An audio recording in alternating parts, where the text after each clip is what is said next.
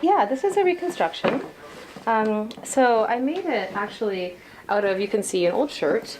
And then this is actually an amazing story here in the back, if you want to turn her around. After the Herald featured me for doing the upcycling of costumes for Alice in Wonderland, I get this phone call. This sort of an interesting phone call.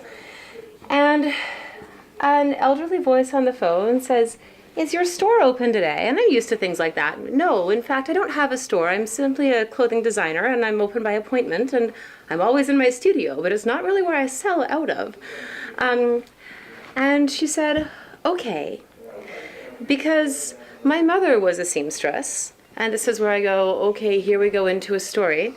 And it continues on with, "And when she died, I put her entire sewing studio in the back of my purple Mercedes-Benz." And this piece of lace came from that purple Mercedes-Benz. So that's that special story about that. The rest of the skirt, the only new fabric is this Dupioni.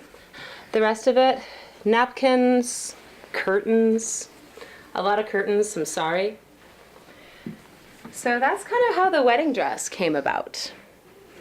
Yeah, and this is, we're actually doing the opening at Oya Salon on May 17th for this collection. We're doing jackets, which Hanif has the other prototype for the jacket, and then I've got the dress. And this was, this piece, we walked over to their place for dinner, they're friends of ours, and at the back of their kitchen, there's this print of Sekhmet, the Egyptian lion goddess, and I just fell in love with her. And so our dinner conversation began with, "Do you sell your art?" And it turned into, "Would you license your art for silkscreens for my upcoming collection?" Which then turned into, "Well, I don't just want to buy pieces from him. He deserves some kind of residual. Maybe we could do a sideline project." And so now we have a couple different sideline projects, and I'm just so excited to see his gorgeous art.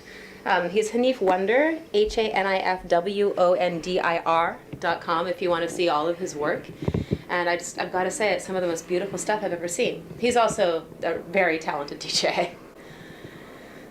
So yeah, he's actually going to be doing, hopefully, he'll be doing the music for the fashion show. Oh, he's the one I was telling you about. Yeah. And then this is, just old sweater fabric, so there's a little bit of upcycling going on in there. This is net that I've collected. And this stuff is the tencel.